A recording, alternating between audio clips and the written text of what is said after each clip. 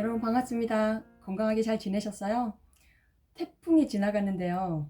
이렇게 무사하게 살아있다라는 것이 기적이고 큰 은혜인 줄 믿습니다.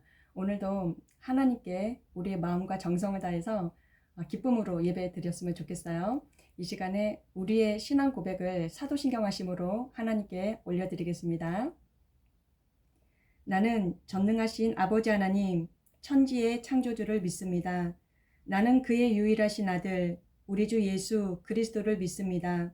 그는 성령으로 잉태되어 동정녀 마리아에게서 나시고 본디오 빌라도에게 고난을 받아 십자가에 못 박혀 죽으시고 장사된 지 사흘 만에 죽은 자 가운데서 다시 살아나셨으며 하늘에 오르시어 전능하신 아버지 하나님 우편에 앉아 계시다가 거기로부터 살아있는 자와 죽은 자를 심판하러 오십니다. 나는 성령을 믿으며 거룩한 공교회와 성도의 교제와 죄를 용서받는 것과 몸의 부활과 영생을 믿습니다. 아멘.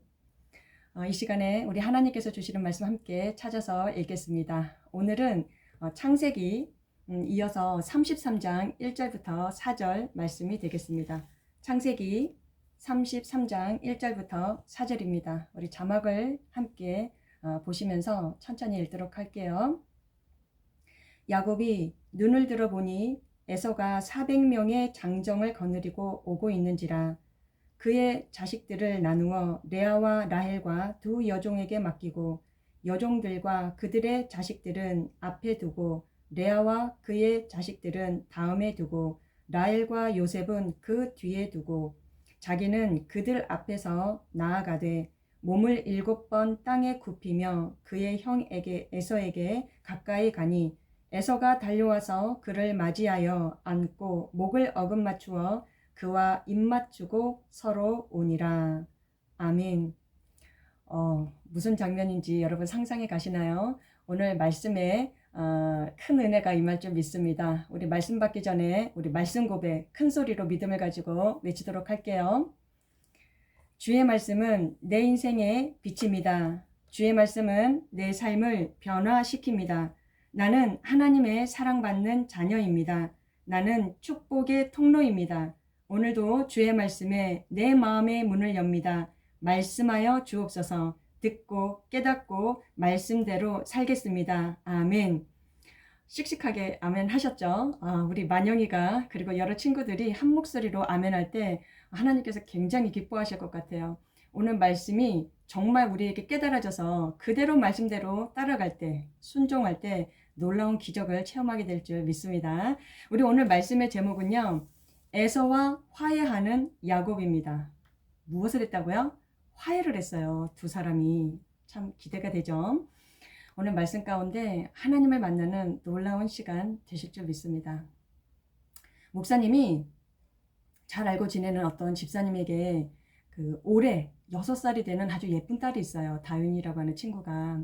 근데 그 아이가 꽃을 너무 좋아해서 자꾸 아파트 화단에 들어가는 거예요.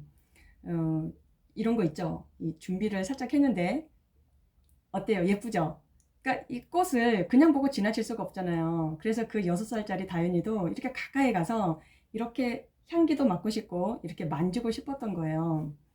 그런데 엄마 입장에서 볼 때 혹시라도 좀 위험할까 봐 자꾸 들어가지 말라고 이렇게 제재를 했던 모양이에요. 그런데 일이 생겼어요.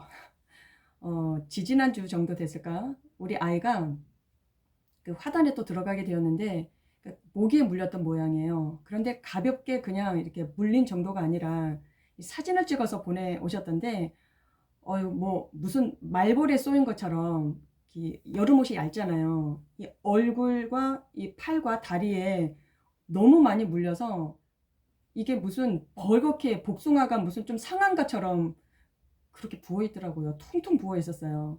보기만 해도 좀 심각하던데요. 그래서 이 집사님이 급하게 아이를 보건소에 데려가서 이 해독제 있죠. 독을 빼는 해독제 주사를 맞췄다는 것이에요. 그날 너무 화가 나서 하지 말라고 했는데 계속 아이가 했으니까 화가 나서 이 집사님이 저녁에 밥을 안 먹으셨대요. 그리고 아이에게도 밥을 안 줬다는 것입니다. 애는 밥을 줘야 되는데. 근데 그날 저녁에 이 아이가 엄마 방에 와서 이렇게 말을 했대요. 6살짜리 아이예요. 엄마, 용서해 주세요. 예수님도 나를 용서해 주셨는데 엄마가 나를 용서해 주시지 않으면 예수님이 슬퍼하세요. 그러니까 엄마, 나 좀 용서해 주세요. 근데 그 뒷마디가 이상하게 마음이 뭉클해지는 거였어요. 저는 그 6살짜리 윤희가 하는 얘기가 엄마, 나에게 사랑한다고 말해주세요. 제가 그 이야기를 듣고 나서 이렇게 웃음도 나왔지만 이렇게 순간 마음이 뭉클했습니다. 그 어린아이도 자신이 용서받지 못한다라는, 그래서 엄마랑 화해하지 못했다라는 것에 대한 고통을 느꼈다라는 것이에요. 여러분, 사람은 이렇게요. 누군가에게 용서받지 못하거나 또 화해하지 않잖아요. 그럼 밥맛 없어요. 잠도 잘 안 오고요. 한마디로 불행한 것입니다. 그래서 여러분, 우리는 여러 가지 복을 받고 싶고 또 하나님 앞에 하나님 좋은 것 주세요 라고 기도도 하지만 생각해 보면 복 중에 복은 무엇일까? 용서받는 복이라고 생각합니다. 하나님께로 받는 용서, 그리고 때로는 나의 실수 때문에 또 내가 무례한 행동 때문에 어느 누가 상처받을 수 있잖아요. 목사님은 그런 경우가 좀 많았거든요. 그럴 때 그 사람에게 내가 사과했을 때 용서를 받는다는 것은 굉장히 중요한 이야기입니다. 저는 여러분에게 그런 복이 임했으면 좋겠어요. 물론 목사님에게도 정말 필요한 축복이거든요. 용서받는 것뿐만 아니라 우리가 누군가를 용서해야지만 우리 마음에 진정한 평안이 있다는 사실 여러분 꼭 기억하시길 바랍니다. 어떤 사람이 우리에게 잘못을 했어요. 나에게 잘못을 했단 말이죠. 근데 그 사람을 용서할 수가 없어요. 그럴 수 있거든요. 그런데 계속 마음에 담아두고 있는 거예요. 물론 관계는 깨졌어요. 그리고 시간이 한참 지나서 뭐 별로 대수롭지도 않고 뭐 잊혀지기도 했어요. 그런데 가끔 그 사람을 생각할 때나 또 그 사람에 대해서 누군가에게 이야기할 때 안 좋게 얘기하거나 심지어 욕을 하거나 우리 표현으로 하자면 뒷담을 까는 거예요. 그런 경험 없어요? 어떻게 될까요? 결국에는 우리가 괴로워집니다. 여러분, 꼭 하나 기억해야 될 것이 있는데요. 우리의 마음은 우리의 몸과 따로 떨어져 있지가 않아요. 다시, 우리의 마음은 우리의 몸과 하나로 붙어 있다는 것입니다. 이어져 있다는 거예요.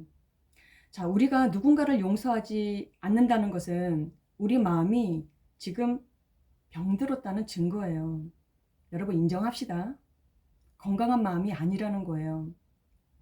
내가 누군가를 끝까지 용서하지 않는다. 그 관계를 회복해 보려고 내가 최선을 다하여 노력한 적이 없다. 그러면 내 마음의 병이 우리 몸으로 이어집니다. 우리 몸이 아파요. 우리 그렇게 하지는 맙시다. 그래서 용서를 받는 자에게 용서를 받고 또 내가 용서를 해야 할 사람을 용서하는 것은 너무나 중요한 일입니다. 그래서 예수님도 용서하는 것, 이 화해하는 것을 아주 많이 강조를 하셨어요. 우리 말씀 한 구절 보실까요? 마태복음에 이런 말씀이 있어요. 예물을 제단에 드리려다가, 자, 예물은 헌금을 말씀을 하는 거죠. 예물을 제단에 드리려다가 거기서 네 형제에게 원망 들을 만한 일이 있는 것이 생각나거든. 예물을 제단 앞에 두고 먼저 가서 형제와 화목하고 그 후에 와서 예물을 드리라. 아멘. 여러분, 예배를 드리는 것보다, 심지어 헌금을 드리는 것보다 하나님께서 더 중요하다고 말씀하시는 것이 있어요. 무엇입니까?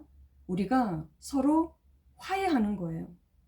설령 그 관계가 다 회복되지 않았을지라도 우리 편에서 내가 정말 그 관계 회복을 위해서 최선을 다했는가?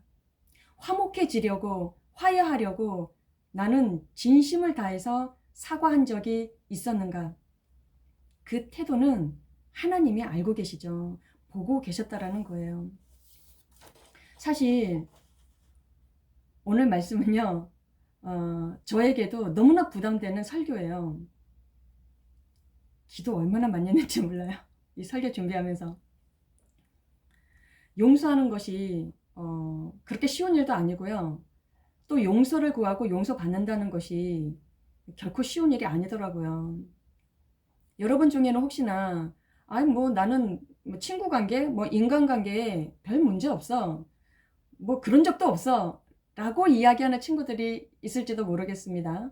그러나 여러분, 앞으로 지금의 10대, 이 청소년 시기를 지나서 청년이 되고 더 어른이 되는 과정 가운데에 이 용서와 화해를 해야 하는 일들은 반드시 찾아옵니다. 여러분 겪게 될 거예요. 그래서 반드시 우리가 배워야 됩니다. 그 기회가 바로 오늘이라는 거예요. 용서하는 것, 용서받는 것, 그래서 화해하고 화목해지는 것, 이것은 우리 신앙의 핵심 중에 핵심입니다. 왜냐하면요, 저와 여러분은요, 예수님을 통해서 용서받은 사람들이기 때문이에요. 그리고 저와 여러분은 예수님을 통해서 하나님과 화목을 이룬 사람이기 때문입니다. 예수님께서 주셨던 그 사랑으로 우리가 서로 사랑하는 것이 바로 하나님의 소원이에요. 오늘 말씀은 지난주에 이어서 한 번 더 야곱을 우리가 만나게 될 건데요. 야곱이 어떻게 형 에서에게 용서를 구했는지, 그리고 어떻게 형 에서와 다시 화해해서 화목해졌는지를 잘 살펴보시길 바랍니다. 우리 각자에게 주시는 하나님의 음성인 줄 믿습니다. 야곱은 쌍둥이 형이었던 에서의 무엇을 빼앗았죠? 장자권과 축복권을 가로챘기 때문에 형 에서의 미움을 단단히 받게 되었어요. 심지어 에서가 동생 야곱을 죽이려고 했다는 거 아니에요. 결코 용서할 수가 없었습니다. 에서 편에서는. 그 일 때문에 야곱은요, 멀리 있는 외삼촌 라반이라는 집에 가서 아주 오랫동안 뭐 숨어 지냈는지 어떻게 됐는지 일단 거리를 두고 살았어요. 많은 세월이 흘렀습니다. 그동안에 야곱의 마음은 어땠을까요? 형에게 용서받지 못했다는 그 고통과 이 두려움은 무려 20년이 지나도 사라지지 않았습니다. 야곱은 분명히 후회했을 것 같아요. 한 번쯤은. 내가 왜 그랬을까? 그리고 하나님 앞에서 또 하나님 잘 믿는 친구였으니까 얼마나 많이 회개하면서 울었겠어요. 가족도 보고 싶었을 테니까. 그러나 이 상태로 믿는 자가 오래 지낼 수는 없지 않겠어요? 다른 사람도 아니고 가족인데. 그래서 드디어 야곱은요, 형 에서를 만날 준비를 합니다. 자신이 직접 형을 만나기 전에 먼저 사람들을 형이 있는 곳에 보내서 이렇게 말을 전하라고 하는데요. 우리 오늘 말씀 함께 보시겠습니다.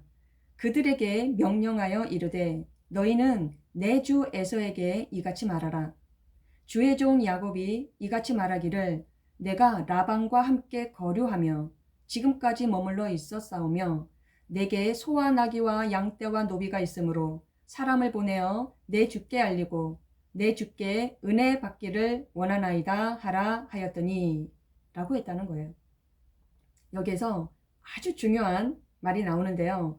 야곱이 형을 부르는 호칭이 달라졌어요. 한번 자세히 보실까요? 그냥 예전처럼 형이라 부르지 않고 내 주에서, 이게 무슨 뜻일까요? 형에서는 나의 주인, 나의 주인님이라는 거예요. 세상에. 그리고 이어서 야곱 자신을 뭐라고 소개하느냐면 주의 종 야곱이라고 했다니까요. 그러니까 나 야곱은 이제부터 형 에서의 종이라는 것입니다. 야곱은요, 이만큼 낮아진 거예요. 그리고 겸손해졌다라는 것입니다. 그런데 너무나 두렵고 공포스러운 소식을 듣게 된 거예요. 형 에서가 400명의 사람들을 데리고 지금 자신을 만나러 온다라는 소식이 들렸습니다. 굳이 400명이나 데리고? 혹시 군대를 동원해서 이번 기회에 아예 나를 죽이려고 작정을 했나? 지금 야곱의 이 뭐라고 할까 공포는요 막 극에 달아 있는 거예요. 아, 드디어 형의 손에 내가 죽을지도 모르겠구나. 야곱은 꽤가 많은 친구였잖아요. 뭐 지금은 20년이 지나서 뭐 장성한 어른이 되었지만 그래도 자신의 목숨은 지켜야 되니까 그 본능적으로 이 머리를 쓰게 된 거예요. 어떻게 하면 형의 마음이 누그러질 수 있을까? 어떻게 하면 형의 감정이 잘 풀려서 나를 다시 받아줄 수 있을까? 그래서 일단은 형에게 이 거창한 선물을 준비하게 됩니다. 우리 한번 무엇을 준비했는지 한번 보실까요? 창세기 32장에 이런 말씀이 있는데요. 간단히 말씀드리면 암염소가 200마리, 순염소 20마리, 암양 200마리, 순양 20마리, 낙타 30마리, 염소 40마리, 암소인가요? 황소 10마리, 암낙이 20마리, 그리고 이 짐승들의 새끼들까지 에서를 위해서 선물을 준비했다는 것입니다. 와, 지금도 소 한 마리 값이 뭐 몇백만 원에서 뭐 몇천만 원까지 한다고 하더라고요. 이렇게나 많은 가축들을 준비했다는 것은 정말 대단하지 않습니까? 그랬는데도 야곱은요, 안심하지 못하는 거예요. 이유는 알 수 없지만 지금 에서가 자신을 만나러 혼자 오는 것도 아니고 400명의 장정들을 데리고 지금 오고 있다고 하잖아요. 무슨 일이 벌어질지 모르거든요. 에서의 손에 죽느냐 사느냐, 그 순간이 지금 눈앞에 다가왔던 것입니다. 생각해보면 야곱은 형 에서의 용서를 받기 위해서, 그리고 형 에서와 다시 화해하기 위해서 최선을 다했던 것 같습니다. 그렇게 보이지 않으세요? 만약 우리가 야곱이었다면 이 정도까지 했을까요? 마음을 다하고, 아니 마음뿐 아니라 내가 가지고 있는 것 힘을 다해서, 심지어 형 에서는 나의 주인이고 나는 그의 종이라고 하는 이 낮은 자세를 취하면서까지 그렇게도 용서받는 것이 중요했고 또 화해하는 것이 그렇게 중요했던 것일까요? 이것이 바로 하나님의 마음이에요. 야곱은 생각했을 겁니다. 형과 다시 화목할 수만 있다면, 우리가 다시 예전처럼 사랑할 수만 있다면, 그거 하나 생각했을 것 같아요. 그것을 위해서라면 내가 가진 모든 것, 심지어 내 자존심, 그런 거 얼마든지 내가 버릴 수 있다고 야곱은 생각했었던 것 같습니다. 하나님께서는 야곱의 믿음이 여기까지 가도록 훈련시키셨어요. 여러분, 예수님은 왜 십자가를 지셨을까요? 우리가 그냥 배운 대로 생각해도 이유는 알 수 있지만 우리를 너무 사랑하셨기 때문이에요. 그런데 우리가 죄인이네요. 죄를 가지고서는 거룩하신 하나님과 화목해질 수가 없어요. 그래서 그 죄를 해결해 주시려고, 구원해 주시려고, 용서해 주시려고 예수님은 자신의 모든 것을 다 주고 가셨던 거예요. 온몸에 피를 주셨고 그 뜨거운 눈물을 주셨고 결국 생명까지 다 주셨던 것입니다. 이렇게 예수님은요, 용서하고 화해하고 다시 사랑하기 위해서는 십자가를 지는 것, 내 생명 다 버리는 것, 그거 아까워하지 않으셨다라는 거예요. 하나님은 야곱이 에서를 만나기 위해서 여러모로 생각하고 준비하는 모습을 아주 세세히 꼼꼼하게 살펴보셨을 것입니다. 그리고 더 감동이었던 것은 오늘 우리가 읽었던 본문 말씀 3절에 보시면 드디어 야곱이 에서를 만나게 되는데요. 야곱이 어떤 태도로 에서를 만나고 있는 것 같으세요? 땅바닥에 무릎을 꿇고 몸을 굽혀 절을 하는데요. 1번, 2번, 6번, 7번 그렇게 절을 하면서 에서 앞으로 한 걸음 한 걸음 지금 다가갔던 것입니다. 야곱은요, 할 말이 없었어요. 그저 형을 앞에 두고 7번이나 아니 그것보다 더라도 절을 하는 것으로 모든 말을 대신했었던 것입니다. 그랬더니 기적이 일어난 거예요. 우리 4절 말씀 함께 읽어보겠습니다. 에서가 달려와서 그를 맞이하여 안고 목을 어금 맞추어 그와 입 맞추고 서로 우니라. 서로 울었대요. 그렇게 두려웠던 에서와의 만남이 너무나 심플하게, 너무나 간단하게 끝나버렸어요. 전혀 상상하지도 못했던 에서의 반응이었습니다. 누가 하셨을까요? 하나님은 하나님의 마음을 가지게 된 야곱을 위해서 에서의 마음을 만져주셨던 거예요. 에서의 마음을 바꿔주셨던 거예요. 에서는 더 이상 야곱을 죽이고 싶었던 그 분노의 사람이 아니었습니다. 오히려 자신을 향해 절을 하면서 다가오는 동생 야곱을 보면서 마음이 무너졌던 거예요. 약해져 버린 거예요. 어쩌면 야곱은 이렇게 생각했을지도 모르겠어요. 이렇게 될 줄 알았다면 내가 그렇게 고민하지 말고 그렇게 두려워하지 말고 좀 더 일찍 형을 만나러 왔으면 좋았을 것을. 20년이나 흘렀어요. 여러분, 진정한 용서에는 눈물이 있습니다. 진정한 화해에는 눈물이 있어요. 그리고 진정한 구원에도 눈물이 있습니다. 목사님은 이런 경험이 좀 많은 것 같아요. 여러분, 지금 나와 좀 불편한 사람의 얼굴을 한번 떠올려 보실래요? 그리고 그냥 마음으로라도 미안하다고 한번 말해보세요. 물론 여러분에게 잘못이 전혀 없을 수도 있어요. 그리고 내가 이렇게 해본들 그 사람이 안 받아줄 수도 있어요. 그 사람이 내 마음을 끝까지 받아주지 않을 수도 있어요. 그러나 더 이상 잘잘못을 따지지 말고 더 늦기 전에 그 사람과의 관계를 위해서 눈물 한번 흘려보았으면 좋겠어요. 그 사람이 가족일 수도 있고 그 사람이 아주 친했던 친구가 될 수도 있고 좀 안타깝게 우리 교회에서 이렇게 같이 예배드리고 있는 그 누군가가 될 수도 있겠습니다. 여러분이 눈물을 흘리면 그 눈물은 예수님의 눈물이에요.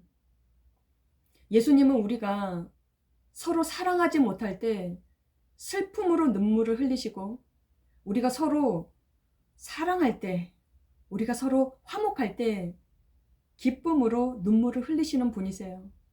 저는 그렇게 믿습니다. 말씀을 정리하면서 한번 상상해 봤는데요. 야곱을 죽이려고 했던 그 에서의 얼굴에서 지금 야곱을 용서한 에서의 얼굴은 어떻게 달라졌을까? 그리고 에서의 권리를 가로채 갔던 그 야곱의 얼굴에서 지금 에서에게 진심을 다해 용서를 구하는 야곱의 얼굴은 어떻게 달라졌을까? 목사님이 그랬죠. 우리 신앙의 성적표는 뭐라고 했던가요? 여기 얼굴이죠.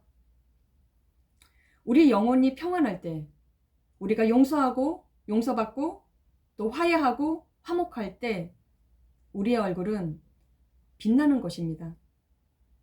아름다워지는 거예요. 이것이 우리 신앙의 성적표입니다.